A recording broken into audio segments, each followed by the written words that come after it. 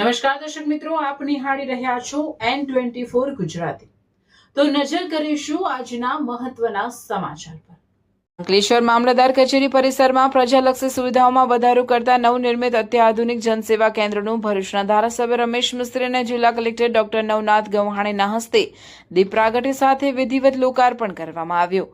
આ નવું જનસેવા કેન્દ્ર અંકલેશ્વર શહેર તેમજ આસપાસના ગ્રામ્ય વિસ્તારના નાગરિકોને સહકારી સેવાઓ સરળ, ઝડપી અને પારદર્શક રીતે ઉપલબ્ધ કરાવવામાં મહત્વપૂર્ણ ભૂમિકા ભજવશે।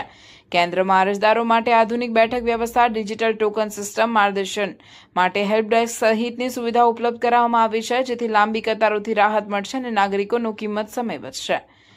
જનસેવા કેન્દ્ર મારફતે આવકનો દાખલો, જાતિનું પ્રમાણપત્ર, નોન ક્રિમિલિયર પ્રમાણપત્ર, રેશન કાર્ડ સંબંધિત સેવાઓ સહિત અનેક સરકારી સેવાઓ હવે એક જ સ્થળે સંપૂર્ણપણે ડિજિટલ પ્રક્રિયા દ્વારા ઉપલબ્ધ બનશે।